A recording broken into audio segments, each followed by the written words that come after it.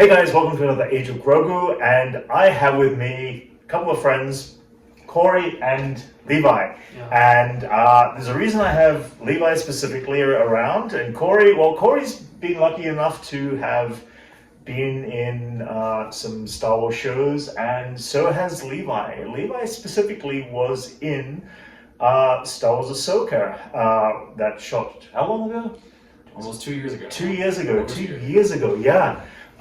And you happen to play one of the NightTroopers, which is what I actually got as a figure from Hot Toys. So I'm going to do an unboxing of this NightTrooper with my friend Levi and with my friend Corey, and I'm going to ask some random questions and see what secrets I can dig out of him from the set. It's true. Oh, yeah, exactly, yeah. So, guys, I've been waiting for this figure for, about a year now, I think. It's been quite a while. And I really am looking forward to checking this out in detail. You have any Hot Toys? I do. I used to have many. For those of you who used to follow the Only Nerds and remember my background, I used to have about 15 Hot Toys at my peak.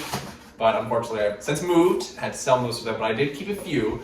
So I do have, it's just, my main one that I kept was the Mandalorian and Grogu, the deluxe, with Din walking and Grogu in the pram. And then I did cave and buy one of these, which also arrived today, which I have. This is it. Sweet. I can't wait to open this guy up. So, yeah, Levi. All right. So, I gotta ask. Okay. Ask away. Ask away. All right. This is you. Is this actually one of the costumes you more or less wore? So there are 40 individual NightTrooper uniforms. Ooh, nice. It was a collaboration between Doug Chang, Dave Filoni, and Shauna Tripsick. May she rest in peace, the costume designer. I would really encourage everyone, if you have the ability, to go check out those Blu-ray special features from Ahsoka, where they get in depth with this. But each single one was unique. And what Hot Toys did here, I'm fairly sure, or before I get there, in the actual show, in the final product, there's a lot of digital models of stormtroopers. Back in the day, for Return of the Jedi or something like that, you'd have the matte paintings to extend the stormtroopers. In modern Star Wars, digital stormtroopers. So there's 40 of us that are real, but in that shot where there's hundreds for Thrawn, there are some digital composites of real ones that were scanned, but some new ones. And this one, I'm fairly certain, is the sort of main one that you see. There's a shot before it pans to Enoch, and it's a fully digital NightTrooper. You wouldn't be able to tell, most people wouldn't be able to tell in the audience, but I could tell because I was there and I know what was real and what was not. And cool. This is the one that Hot Toys chose to make. Nice. So it is. Okay. I am not that one specifically, but that was close enough. It's close enough. Absolutely. because the other thing to further explain is that some of us stuck in one armor throughout the entire shoot, but I, for example, wore 4 or 5 different sets throughout. So you were multiple troopers. So I was multiple, yeah. So. All right, I need to show this. Okay, one of the cool things that Hot Toys always do is do an incredible inner piece of art lining. They don't need to do it, but they do it anyway. And I keep saying, if I had the room to put wall space up and frame these pieces of art, I would, because they're gorgeous. That NightTrooper is incredible. Good Levi design. Actually, I actually will. I'm going to get my friend Levi to sign it. I want his autograph on this, and I'm going to make sure that happens before I leave today. Yeah, Levi, I got to ask you. The helmet. Is it uncomfortable to put on? Is it like one of those? Is it like one of the ones you get from I was gonna say, from the toy stores? Or having been to Brent's house, he does have a Stormtrooper helmet on display, and I have tried it on since working on the show. And the ones that are for public sale are much bigger, wider in the base to fit anyone's head. Yeah. The real thing is that it depends on which one. So I was lucky enough to wear one of these stunt suits, which are made of a more pliable rubber. So the entire helmet is cast out of rubber instead of hard plastic, and pretty much indistinguishable on camera.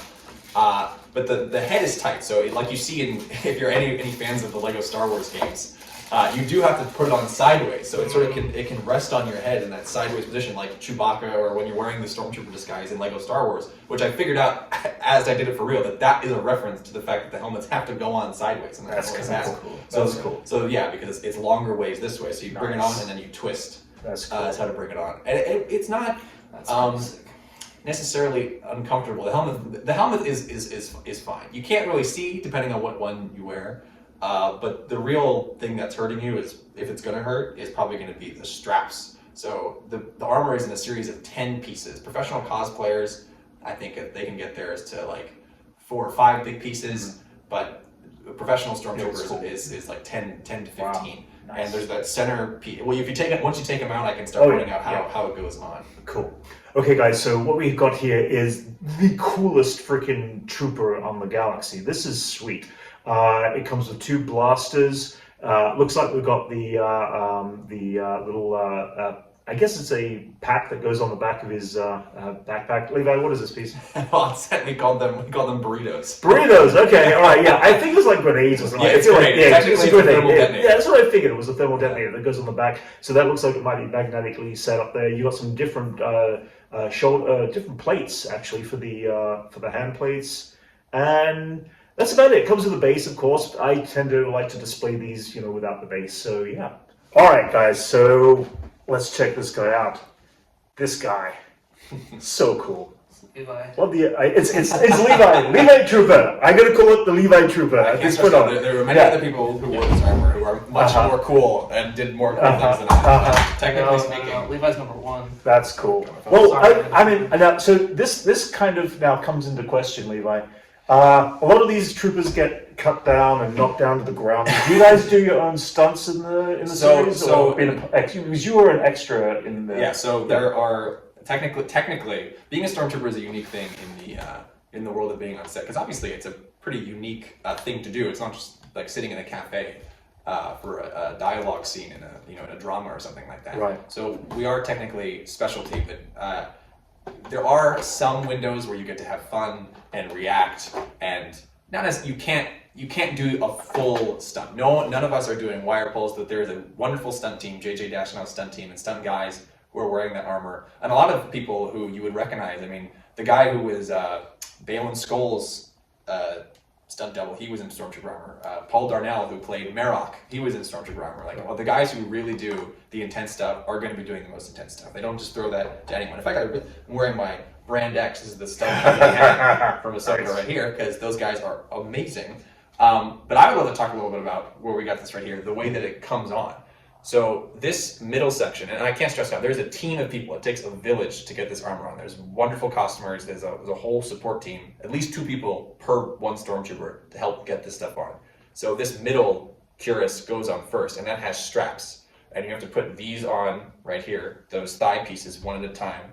And then over, you can bring the chest piece over, but it all is modular, and it all has to be strapped in 1 piece at a time. But the centerpiece is this sort of that stomach area is a separate piece that rests and sits connected to the codpiece and belt that everything is attached to. And it takes anywhere between 20 minutes to 40 minutes to an hour to get it all on, depending on various things that are going on. Something's broken, right. And with these ones, and Hot Toys, and Brent, you're going to talk about it in a second, but Hot Toys did a beautiful job. Yeah.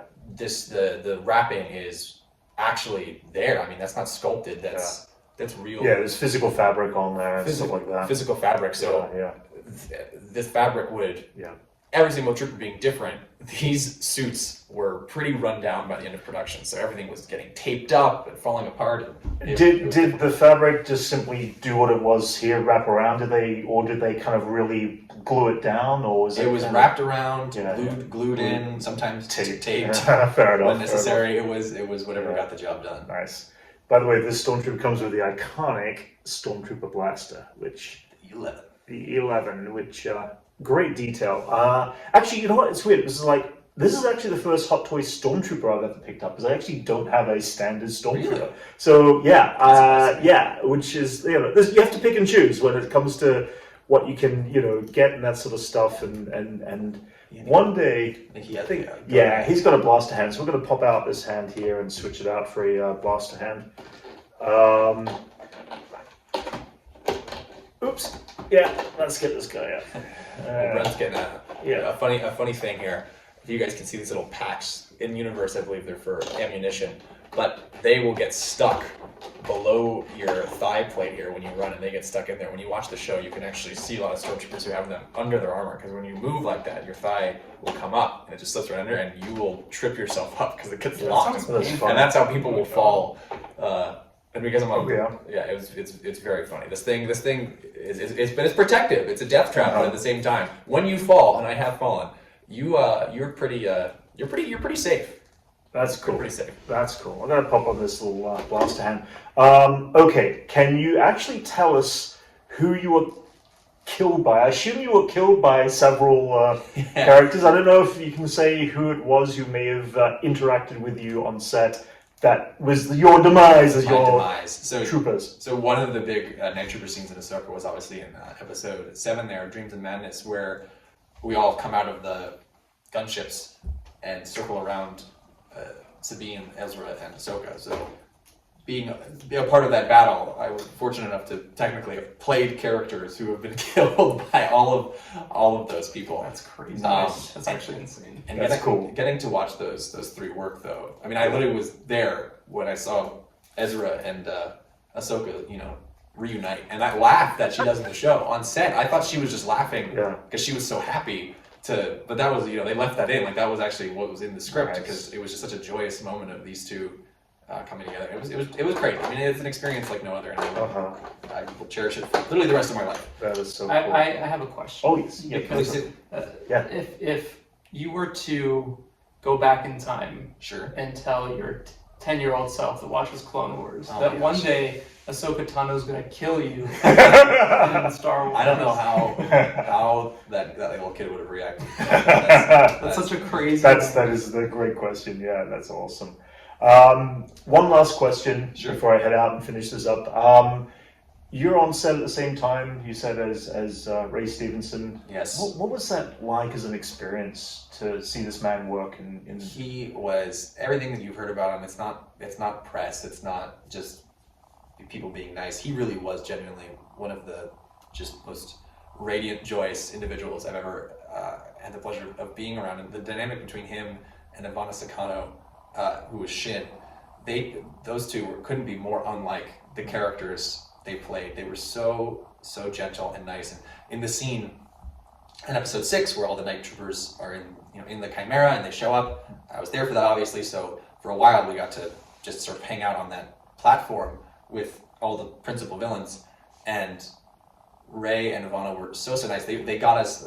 There's a story I like to tell is Ivana tried to bring us all like pita and chips from the crafty, like hummus, but we were all in our armor and it was very difficult to eat. And I turned and I was like, I can't do this. And I turned to Ray, who was walking by. I said, Ray, can you bring this back to your apprentice? And he sort of laughed and he sighed to me. He was like, oh, she's trying to fatten you up. You're too small. Because he was huge. He was like 6'5". He was this giant guy who towered over everyone. And he was just so nice. And that's cool. Lars was there, and Lars is so funny. I got one more question. Okay, go one more ahead. Question. Your experience of seeing Lars as Grand Admiral Thrawn for the first time. I almost What fainted. was it? You really? I literally couldn't. Well, you had your helmet on. I was off. Oh, it was when we were in rehearsal. We were rehearsing, and we were sort of waiting around. We had been rehearsing all day, trying to do something that was ultimately cut from the show. And there's I don't know if I can tell you, but you can still see a piece of it. If I can't say too much, but in the episode when Thrawn is walking in, look at Enoch and match his movement in one of the frames to his other frame. It doesn't match up. That's what I'll say. But anyway, we were rehearsing for something that didn't make the show. Right. And I just turn and I see Lars just fully in the makeup as in the white uniform, Grand Admiral Thrawn, and I literally almost passed out. I just started sort of hysterically laughing. And he comes up on the stage, and then we're doing the scene where he walks in, and every time he would pass me in the armor, like I'm so glad I had the helmet on, because my face is just it's like this the whole time. Yeah, I could imagine. I couldn't believe it. That's crazy. Couldn't believe it. Corey, your experience on Obi-Wan. Oh wow! similarly to what Levi was saying, like I mean, I had the same experience. I think he had seen Lars was my same experience when I saw Ewan. Yeah. Because I was on the volume, and the way that I'll never forget this. Like, I just heard like the heavy like footsteps of boots, and like it was really heavy. Like it's so bizarre right next to me, and I just knew I'm like. And I turned around, like right next to me, because we hadn't seen any photos of what Obi-Wan looked like yet, and he was in the full Jabim gray outfit, and he was twirling a lightsaber, and then my realities broke in that moment. So I totally get that feeling of just like Levi and I got two sides of the coin of two different Jedi. But that it's like so weird because like if you think about the canon, you know, like we both had a moment with these like really legendary Star Wars characters in canon. It's weird. It's weird. Yeah, it's weird. Very weird. That's great. Anyway, guys, this has been my Hot Toys unboxing of the Night Trooper, the Levi Trooper. If you get the chance, guys, where can they find your content? You can follow me over at Kessel Run Transmissions on YouTube. I think the recently returned Kessel Run Transmissions is where everyone Recently should go returned, to check out to see all three of us, hopefully. All three of us are there. there. We'll be there. That's the place to be. Yes, you'll see them a lot more on that channel too. So. And Levi, in the past, you've done some work on the all new nerds, but you know we're all here. We're all alive and well, but we've been busy. But I think Kessel Run. That's why I'm choosing to promote that. I think that will be the one to that's the one to keep an eye on for all that. For sure. Awesome, guys. Thank you so much for joining me today. Thank you. Thank you for being part of this unboxing. Please like and subscribe if you have not already. This is an incredible piece. Hot Toys. I always love the work you do. This is always incredible to see. I'm excited. So we'll see you all next time.